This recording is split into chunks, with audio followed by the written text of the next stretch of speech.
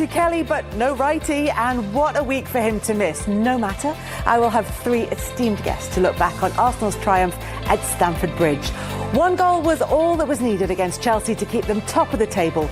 We'll be debating whether their title-challenging form can be sustained. Some Salah magic helped Liverpool close the gap between them and fourth-place Spurs to 7 points. But in Europe, there's a repeat of last season's Champions League final to look forward to. The Reds drew Real Madrid in the knockout stages. First on our menu today, though, the Premier League's fourth longest-serving manager, Ralph Hasenhüttl, has been sacked, with Southampton lying in the relegation zone. Plenty of storylines, as always, after yet another weekend packed full of goals. Some of it is there.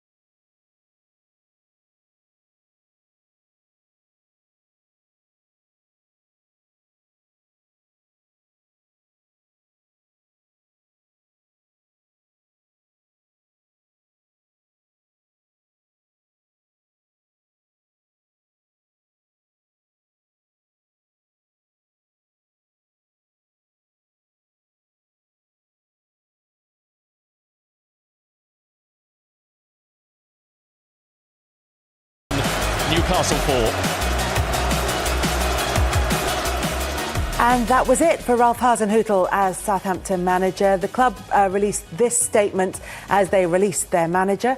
They said that Southampton Football Club can confirm it's parted company with men's first-team manager Ralph Hasenhüttl.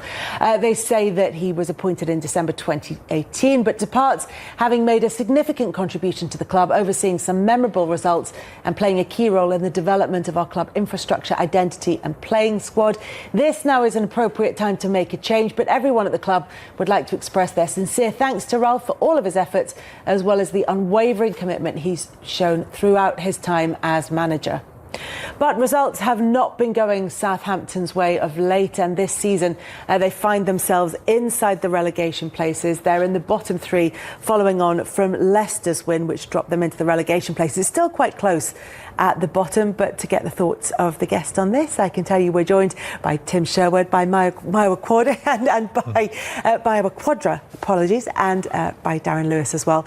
Tim, first of all, as a manager, there's a certain kinship with managers, but do you feel that in this instance that his time had come? Pretty much. I really think over the 4 years, I think he's done a great job, but unfortunately he hasn't got a magic wand. He can't keep pulling rabbits out of the hat, selling the best players, bringing in inferior players, him trying to get the best out of them. His time ran out, and it ran out because he lost the fans. And invariably, that's what happens. They turn toxic down there. They're getting a positive result against Bournemouth, a local rival, and he's getting booed off the pitch. There's time for a change. I mean, listen, I think he's a good manager. I think he will be back. I'm not sure he'll be in the Premier League again, but he's certainly stock is high enough to go and get a job in Germany or Austria or wherever he decides to go. But I think it was the right time for Southampton to make a change. But it's going to be crucial who they go and get now, because they're in it. They're in a relegation battle. For me, I've said it all along, I think Bournemouth will struggle to stay in the league. I think Nottingham Forest will. So it's up for grabs. There's one place left. And at the moment, when you look at the league, it's Wolves or Southampton. Maya, when you look at what Ralph Hasenhüttl has done at Southampton, as they said, he's been on the right end of some significant results, but he's also had those 2 9-0s, which we can't get through any conversation about Southampton without talking about. But even after that, it felt like his stock was still quite high, that the board had faith in him, that the fans, even to a certain extent, had faith in him. Does that break of relationship with the fans, as Tim said, is that what's been the final straw? Yeah, it's so pivotal, because at the end of the day, if you have belief, you have hope, and you think we'll be in a situation where we can survive. They've not been relegated underneath him. He's always managed to keep them in that position where they're okay, they're safe. But fear is a real thing. For the first time, it's like we could actually slip through the trap door here. And the fans have inevitably lost that faith in him. And I think it's harder given this season that they've brought in young players. They're probably looking at the squad and wondering, we don't think we have the calibre, we need to change, we need to do something now before it gets too late. So you've seen it happen with you saw it happen with Stoke, where everything was fine for so many years. You change the system a little bit, you get a few different players, you might get more entertainment value, but you start slowly tricking down the table. Next thing you know, you're in the Championship and you can't get back. So I think they've tried to make this move as a way to not have that same effect. But it's a difficult job for whoever comes in. Youngest squad in the league, I believe it is. So many talented players, but young players go through high moments and low moments. It's just the nature, and it's hard to expect a group of young players to hit constant form, especially in a league where you're playing matches all the time. You've got a World Cup coming up in 2 weeks, so difficult job for whoever takes it. On the squad, as Maya was saying, there are so many young players in there, so many unproven, untested players in there. Now, traditionally, they would have come through the Southampton Academy, but that's not been the case for a while now. It's a kind of myth almost about Southampton at the moment. Is that squad good enough to stay in the Premier League? No, it's not, because they are young players. If I give you a stat, there's 94 points that they've dropped in the league since Hasenhüttl's been in charge. That's around about more than 20 points more than any other club in the Premier League. There is that inconsistency because of the model. And the model at the club is that you bring in players that you develop, and then when they get to a certain level, you sell them. And even if either you want to sell them, or the bigger clubs come and they take them anyway. Matt Targett, Victor Wanyama, Morgan Schneiderlin, Jose Font, Virgil van Dijk, Sadio Mane. You can go through Exactly. Every other season, they develop players that are good enough to sell, and then they surrender them to the bigger clubs. Eventually, that's going to catch up with you. So, yes, they are in a relegation zone. Are they good enough to stay up? Actually, you'd have to say no. They've won one of their last 9 matches. I feel I have mixed feelings around this one, because generally I think managers should have time, and I've been on and said that before. But he was the 4th longest serving manager in the league before he went. So exactly, and this is the thing, the reason why I have mixed feelings, because he'd been there for a long time, but then what do Southampton expect? This is the toughest league in the world, and it's packed with players and clubs that invest heavily in their players, and even some of the clubs in the lower reaches of the Premier League have got good squads, good players, whereas they have so much, as Maya was saying, inexperience in that team. And with that inexperience, you are going to get good runs, but you're also going to get other bad runs as the young players who are learning the game go through the difficult moments that you would expect. You had young players at Tottenham, so you know what it's like and I covered your Tottenham club when you had the young players, and you were determined to give them a chance. But the chairman at the time, I remember, was very anxious about the results and the way things would pan out, because he was saying, look, I've got Premier League points to be concerned about, but you wanted to stick to your guns. How difficult is that? Well, I didn't play him because I felt like I just needed to give him a chance. I believe that they were ready, but I'd come from that upbringing of the youth team and the development, so I'd seen a lot of them, so I had more trust in them than other managers previous. But I mean, it's a very similar job now, someone going into Southampton to when I went into Aston Villa. Now, as soon as you get the phone call from the team, you look at the squad of players and you decide whether you can keep them in the league. And I'm personally a person who wants to go in there and be successful and wants to tell the owner the correct stuff, not just to get the job. It's easy for anyone to feed him some information and get the job in there. But if you're honest with yourself, I looked at that Villa squad. I knew there was a core of Premier League players in there. The likes of Tom Cleverley, Fabian Delph, Westwood, midfield players, Benteke, who hadn't scored for a long time, but I knew I could get him back to some sort of goal-scoring form. I had a core there of players who I knew I could trust. Whether someone looking from the outside in Southampton at the moment, I think if it was me and I owned that football club, I wouldn't have made the change. I'll really be honest, because I think that the criteria at this stage, it probably wasn't at the beginning of the season. They bring these young players in, they would have hoped they would have done a lot better. But to stay in the Premier League is a must now, because financially it'd be crippling for Southampton. We've seen so many big clubs go and never come back. Can't happen to Southampton. So I would have stuck with him. I was better the devil you know than the devil you don't. And certainly if they're going to go to a foreign manager who's got to come in and learn about the Premier League and learn about a new group of players, I think it's too much of a risk. If you're going to go short term now, you have to go to a Daesh. You have to go to someone who's proven at keeping a team in the league. But he might look at it, Sean, and say, that's not the personnel, that's not a group of players what I can work with. And then I think if he's honest, he would decline the job. I'm not saying they're going to offer it to him. They're talking about Nathan Jones. And Luton have given permission for Southampton to speak to Nathan Jones. Yeah.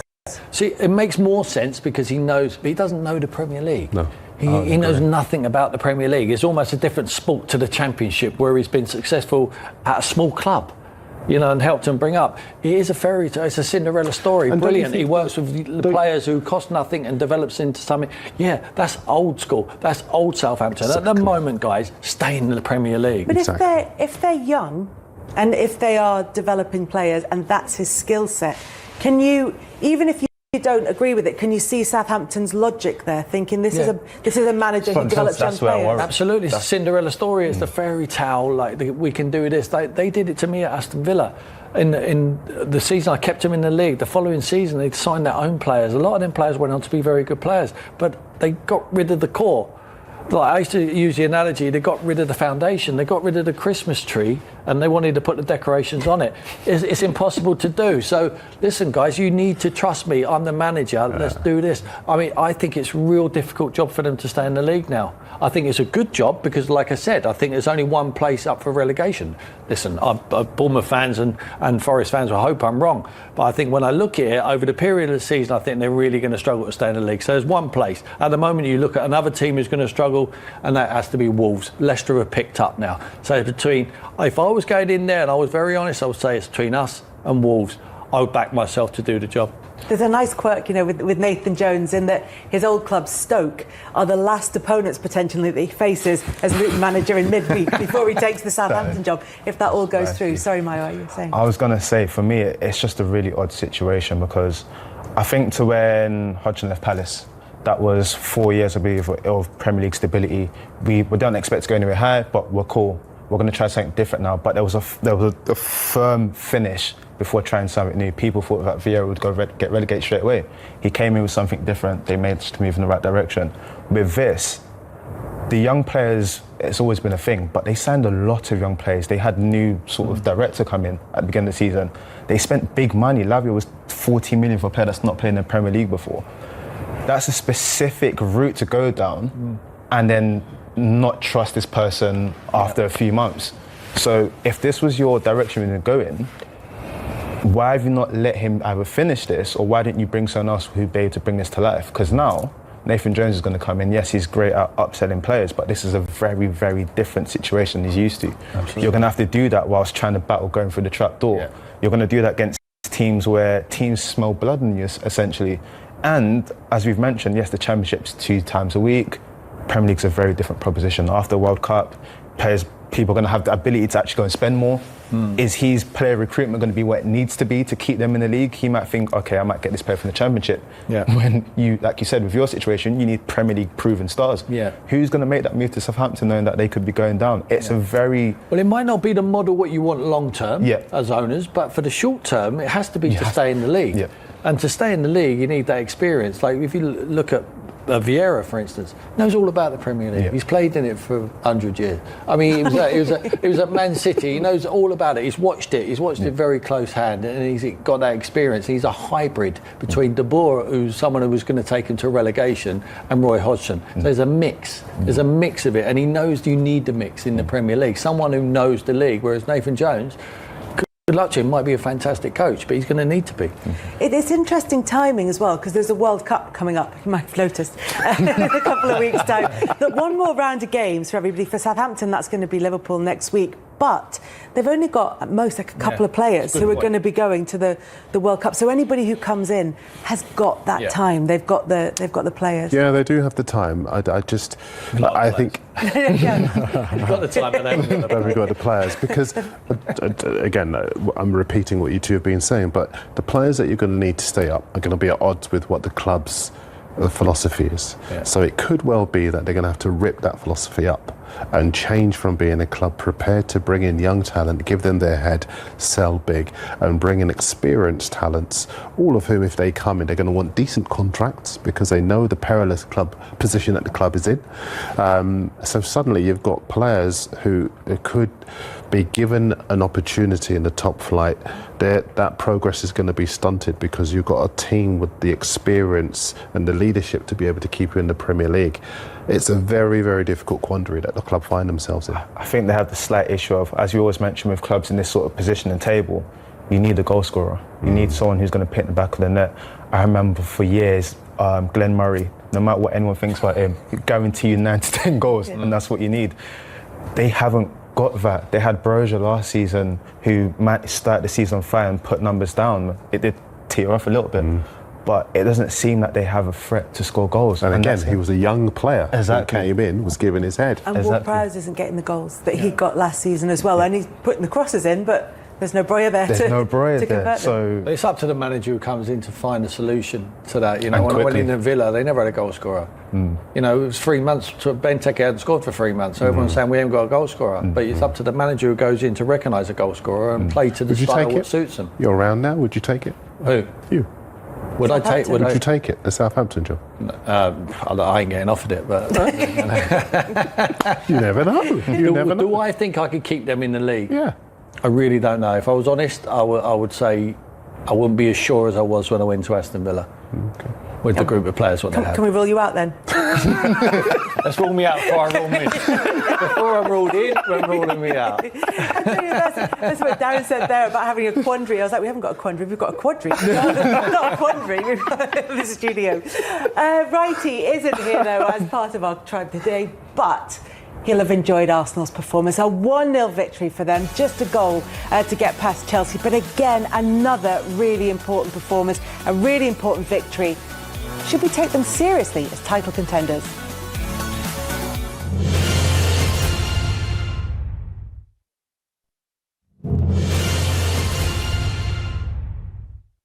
This feels like a good test for Mikel Arteta's team. Today we see if they really are title contenders. This is Martinelli. Gabriel Jesus should have scored. The goal at his mercy. Still less than half an hour to go here. Oh, it's gone through the wall and it's in. There it is. The final whistle. Big moment. As Arsenal's message to Manchester City is catch us if you can.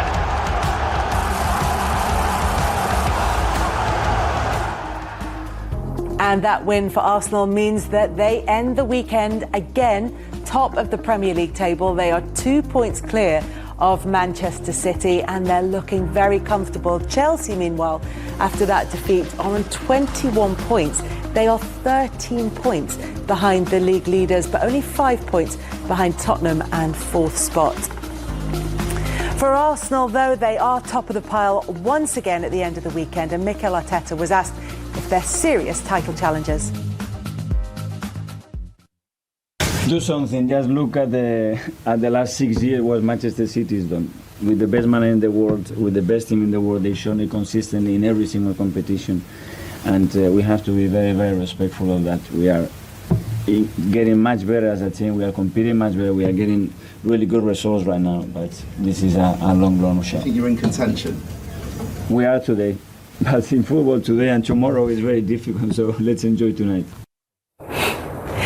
Well, it has been a fantastic weekend yet again for Arsenal. Mikel Arteta playing down Arsenal's chances of winning the title, but for very sensible reasons, which I think probably would echo kind of what we feel in the studio, which is to say that, yes, at the moment, they look like real title contenders, but anything could happen. There's nothing better, and it might be contrary to what people think, than your manager coming out in public and all them players in the Arsenal dressing room sitting there watching your manager say we're title contenders.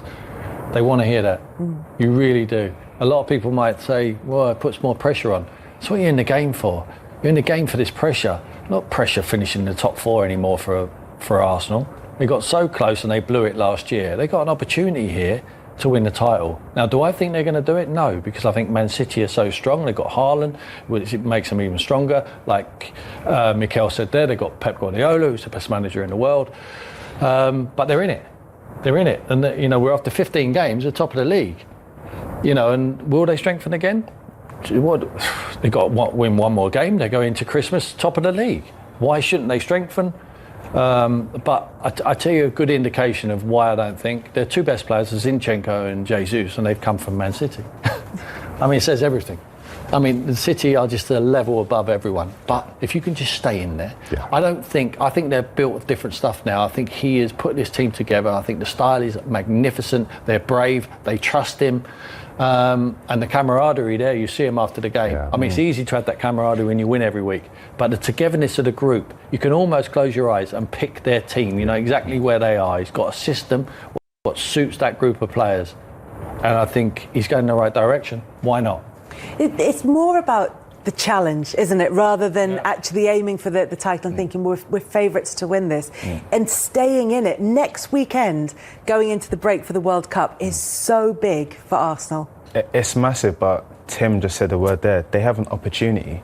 What you've seen with the Premier League for recent years is that 2 teams typically run away with it. And we're seeing it at the moment now.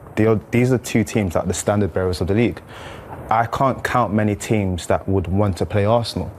I think that Arsenal will look at the league table and feel like we're confident we can get results. Yeah. They've shown this season, as you mentioned, grit, something that we didn't typically think of Arsenal before. They've grinded out results. Against Chelsea, I don't think they were outstanding, but they looked miles ahead. So this is the calibre of machine that they've built now.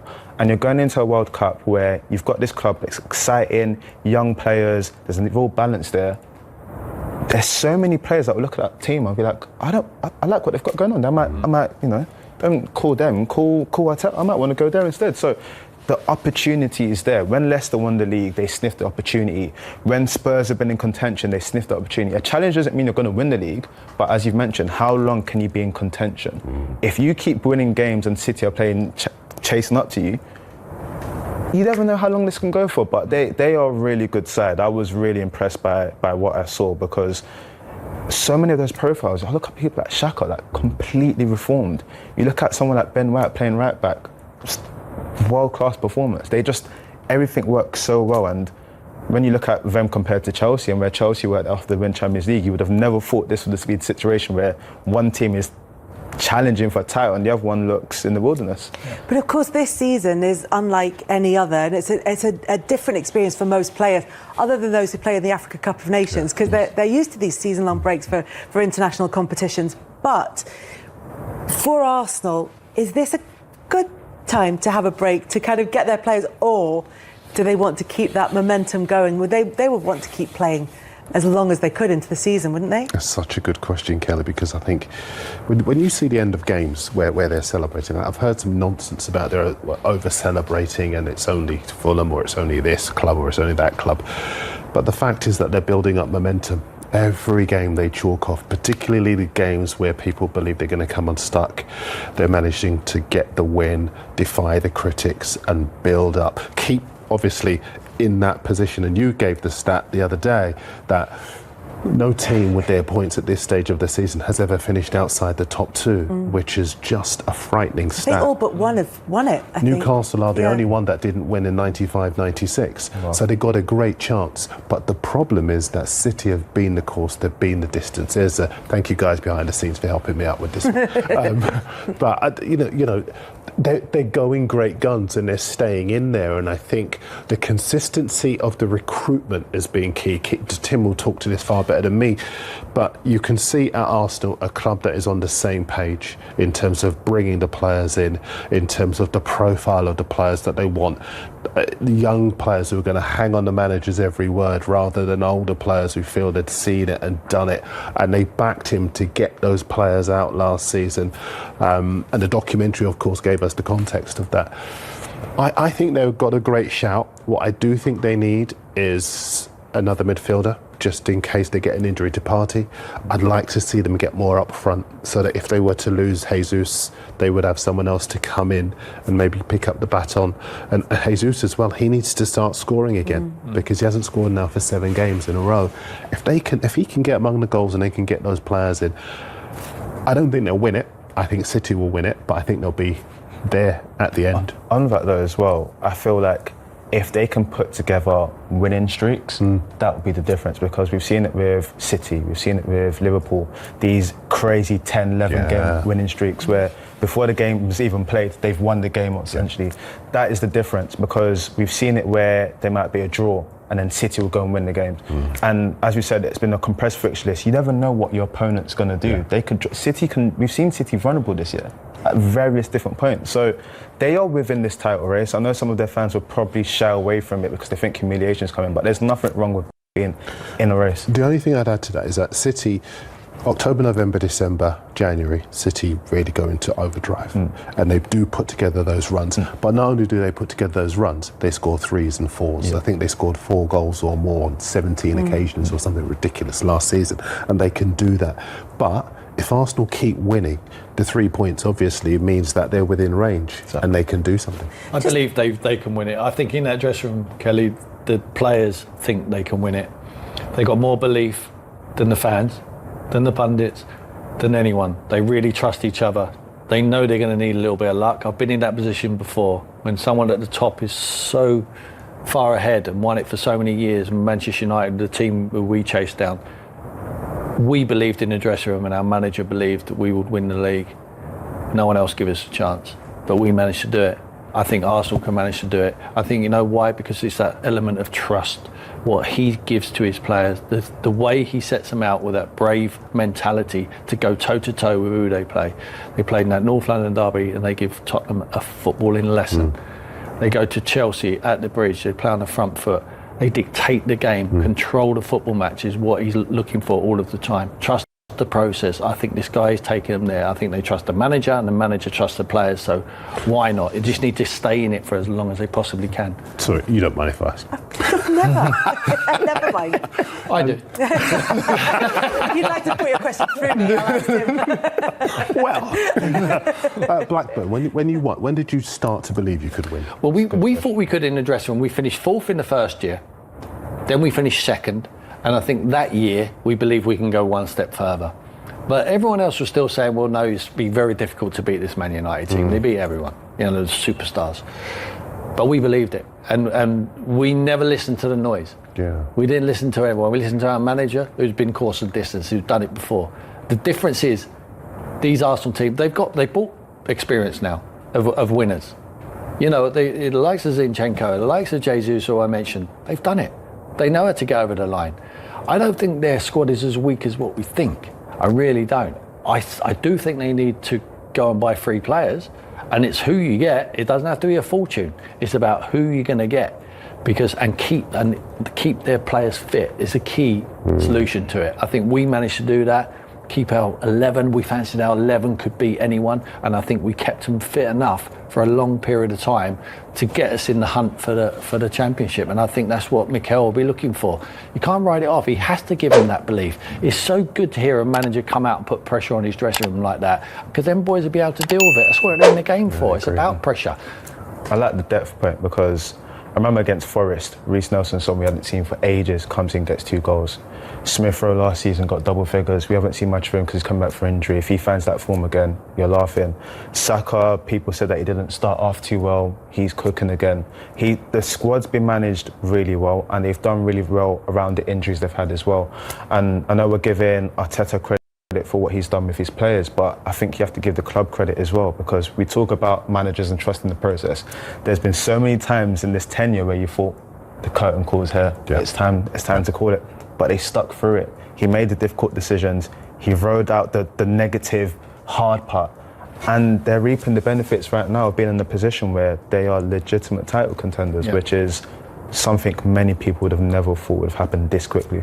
On that head-to-head battle as well, the Arsenal players will have watched the Manchester City game the day before, and they will have seen City drawing 1-1 right up until the last few minutes of the game. They get a penalty. They get not a hotly disputed penalty, but one that if you were partisan, you might be a little bit disgruntled about, or the sending off. And then you think, Haaland comes on, he gets the goal disallowed. The emotions, you're thinking, this is it, they're going to drop points. And then Haaland, of course, scores the penalty late on in the game to win it for Manchester City. The reason I mention that is the context in which Arsenal got that win against Chelsea, with all that pressure and all that emotion that had happened in the build-up to it. I think they clear their minds. They dust themselves down. They say, because that takes... But that's important, It's really important for people to realise how much emotion that takes out of you. Because you're an Arsenal player, you've got your eye on the title.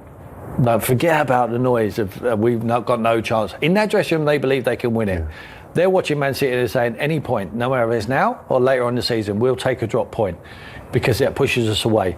And for them to clear their minds, take the disappointment of them taking maximum points and go into a London derby, huge London derby, with Chelsea on a low, looking to bounce back. The performance, what they give, and the way they played, and the way they went about it, and because it was different types. First half, they popped it around lovely, found the extra man, they were overloading down the sides, and then they had to dig in at the end, and they had to fight it out, and they come through, and they ticked both boxes. So, look, they're in it. In their dressing room, they believe they're in it. Mikel secretly believes they're in it, but he knows exactly where he's come from, and he knows how strong the team are. They were serial winners of this league. It'd be great for the Premier League if they managed to do it. I think that's coming from a Tottenham. I think it'd be great for the Premier League, even if they run this superb Man City side close, because we've got a title race. For us in newspapers, it's fantastic. It's a subplot.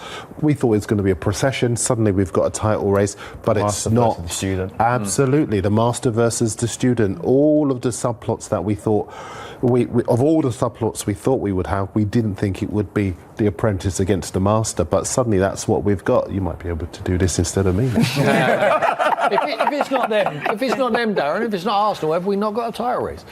No, I don't. If it's not Arsenal, who's it going to be? Exactly, and because I think Newcastle will be the biggest shout.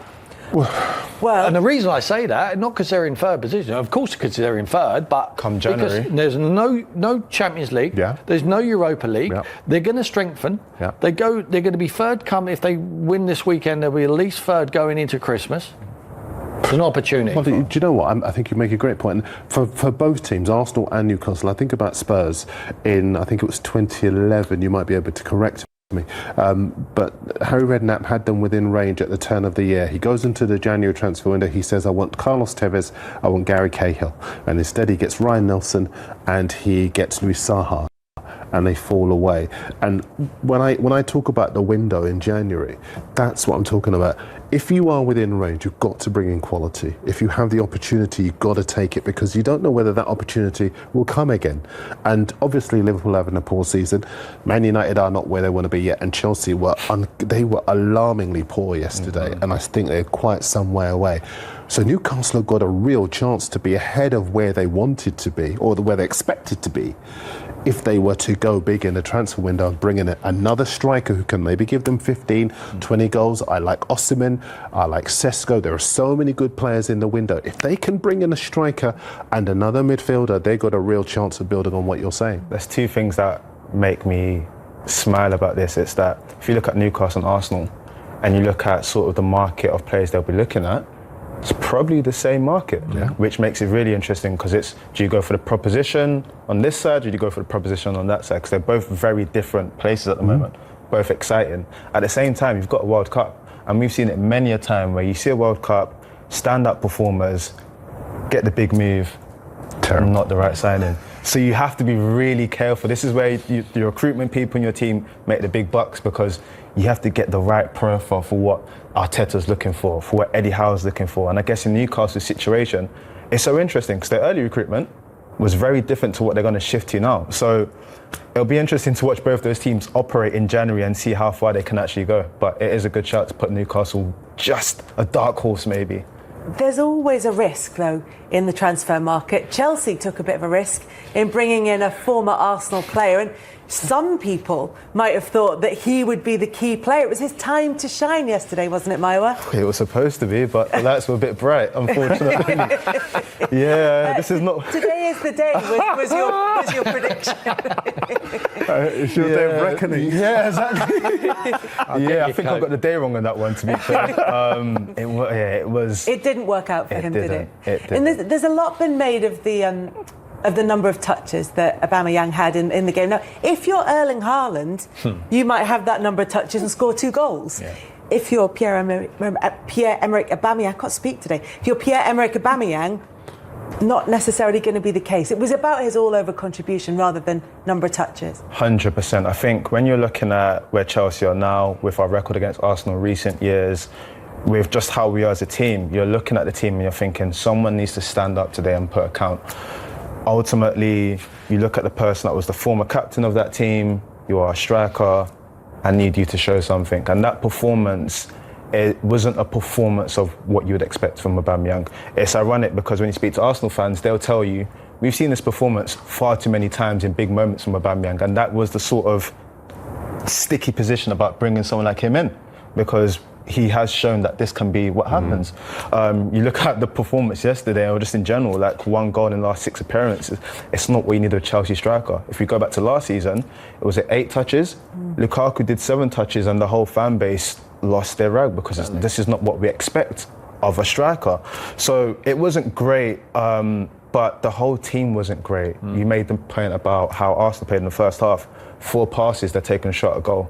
Chelsea will take maybe 16 passes and Mendy still has the ball. You can see one team that's full of confidence, know what they're doing and know where they want to go. And you've got another team that's in a state of flux, short of confidence, and really doesn't know what they expect for the season. Yeah, I'm really interested in what's happening to Chelsea under Graham Potter. I think there's other people have made this point, that when you're Brighton manager, you can play, you can have lots of touches on the ball, you can create a lot, you can make beautiful patterns on the pitch without really being any end product. And people say, aren't they playing really well because they don't expect it from Brighton? When you're at Chelsea, you're expected not just to do that, but to deliver as well. And it feels as though the similar problems that were at Brighton, partly down to lack of a striker who would get regular figures there, but the problems that they had at Brighton under Graham Potter seem to be the problems that Chelsea are having at Graham Potter, with different players, better players maybe. Absolutely, and you can't argue they haven't got the strike force. I mean, Chelsea are making 2 prolific goal scorers in the Premier League, in Aubameyang and Lukaku, look terrible. You know, and they need to look at themselves, how they're. I know it's 2 different managers, don't get me wrong, it's not all Potter's fault, it's Tuchel as well. But that control of the game is quite boring. You know, I like control of the game. I like to play progressively forward, get you forward in the game and not passing it forward quick enough. It's very difficult to get the continuity of your team when you go from a 3 at the back to a 4 at the back to 2 in midfield to 3 in midfield, 2 10s. I mean, it's not a science, this game. And Potter keeps talking about it's not about formations, it's about the principles. Well, the principles have to change because you're not at Brighton anymore. You can't experiment. You ain't got time to do that at Chelsea. He loses one more game, Kelly, everyone's going to be looking at him. That's 3 games then on the spin if he loses. Difficult games coming up. Difficult because they're not playing very well. And who is his best side? If we sat there at the bridge now, we all sit next to each other as season ticket holders, we wouldn't be able to pick the team what he picks. We have no idea where Raheem Sterling is going to play. He's going to play off the right, high on the right. Is he going to play left wing back? I mean, he's not the only one. Everyone is in different positions, and I think they need to get a continuity together, a way of playing. He needs to stick to it because he's trying to keep everyone happy. That's fine. He'd keep everyone happy, he'd be out of a job. He'd be sacked and everyone would still be happy, you know, because a new manager will come in. They'll goodbye, they'll shake hands for the next one. You need to get your best team as soon as you can. He works hard on that training field, he needs to work even harder, and he needs to start leaving big players out. And unfortunately, that's what being a manager of a big club, you have to make brave decisions and you have to leave players out and you have to deal with the consequences. And I think at the moment he's trying to keep everyone happy, and unfortunately just recently are not picking up enough points. No, it's a sticky patch at the moment for Chelsea. They're not getting much time on the training ground together between matches, but nobody is at the moment. And the problem with Chelsea is loads of them are going off to the World Cup as well, so there's not going to be that opportunity then. Pretty much all of them are off to the World Cup, so there's not that much time for Graham Potter to try and turn things around. But we do know things can change very quickly in the Premier League. Liverpool are revived. A victory over Tottenham. Is their season back on track thanks to Mo Salah?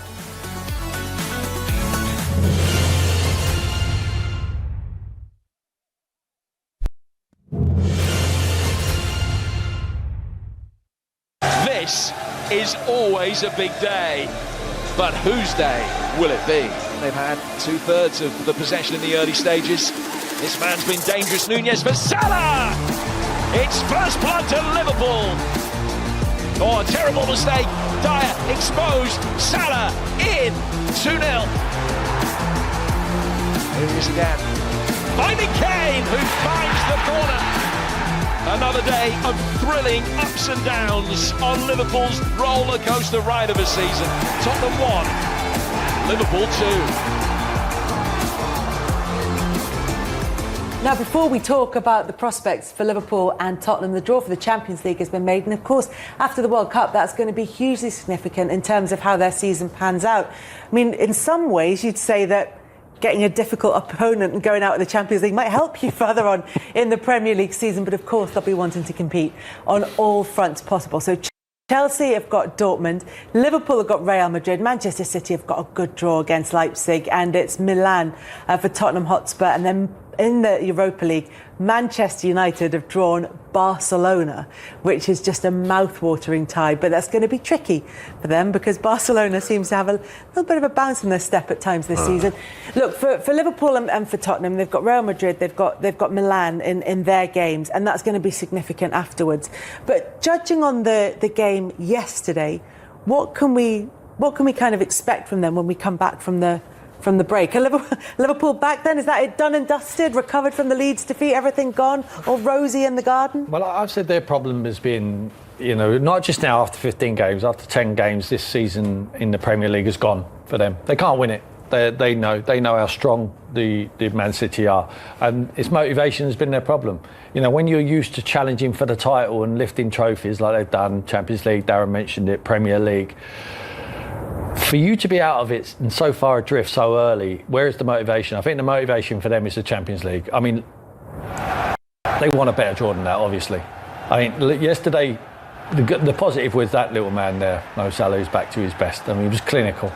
Fantastic touch from Nunez there, and he gives it to Mo and he tucks it away. It's just one movement.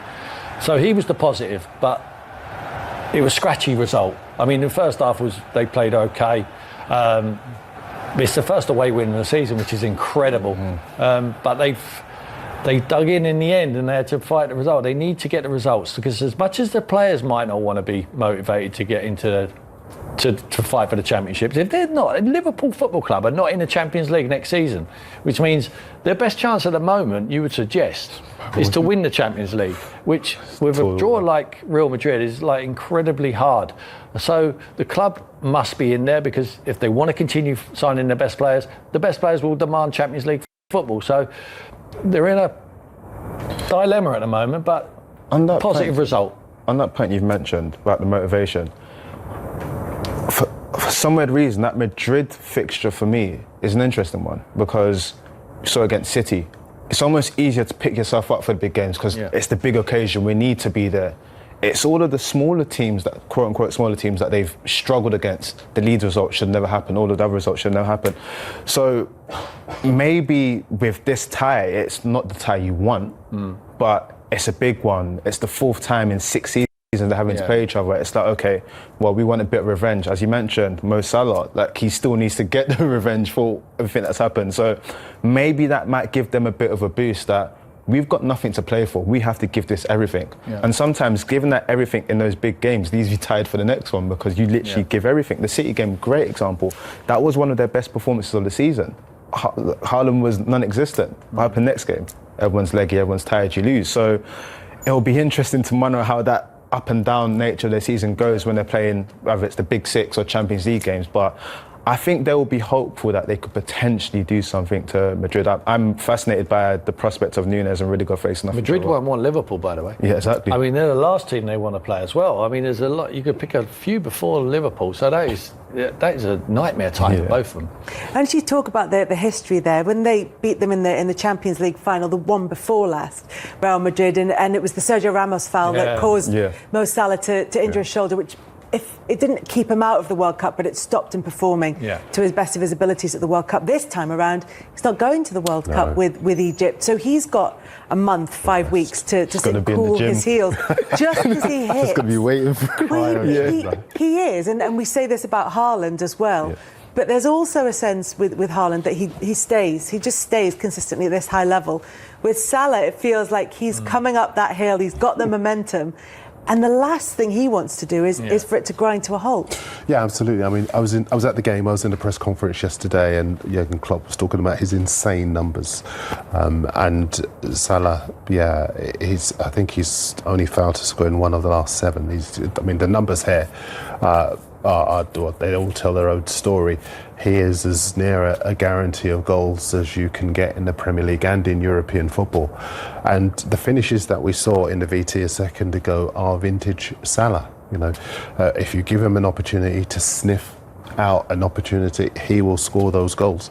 I think as far as Liverpool are concerned, though, I don't think it indicates that they're back just yet, because I think in the second half Spurs were all over them, and if Spurs had started well, I think Spurs would have beaten them. I think as far as Real Madrid are concerned, the business that they've done in the summer is the kind of business Liverpool should have done in the summer. Tchouaméni, they brought in, the midfielder from Monaco, is just outstanding. He's in his early 20s. He's going to be a huge player for the club. Valverde as well. He's versatile. He's got so many legs. He's got the legs to be able to. He's like an octopus. By the way, just an aside here, which is quite interesting.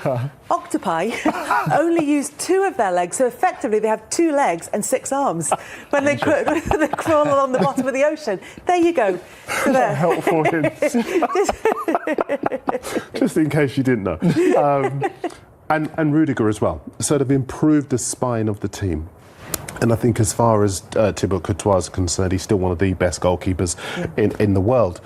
And that's what Liverpool are up against. So even though they're finding their form again, they are up against the Real Madrid side that haven't just got fantastic players, and Modric in the back end of last season's Champions League in particular was insane in it. And so they've got Kroos, they've got Benzema, who's still scoring goals for fun, and of course they've got Vinicius Junior, who looks to have gone up to another level this season. Scored the winning goal in the Champions League final. Indeed, Camavinga, exactly. They are as near invincible in the Spanish league so far this season. In the Champions League, they qualified bloodlessly.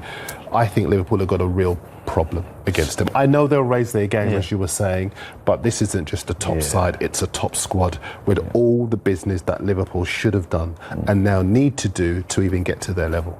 Yeah, it's going to be interesting to see what happens for Liverpool, certainly in the next couple of transfer windows, because it felt as though this one that's just gone, things were very much on hold for probably next summer rather than January, but whether or not those deals are able to be done in that time remain to be seen, and certainly whether Liverpool are in the Champions League going to be a big factor in all of that.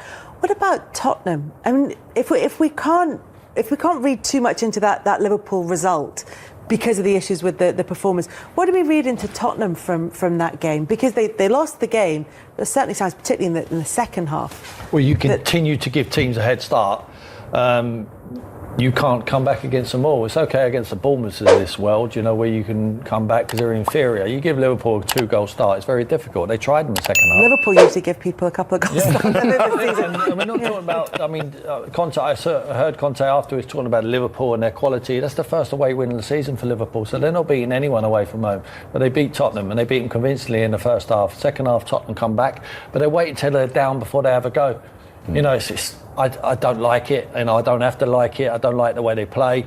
They need to win, girls. That's the bottom line. Is Antonio Conte needs to win. I mean, Jose Mourinho was top of December, and look what happened to him.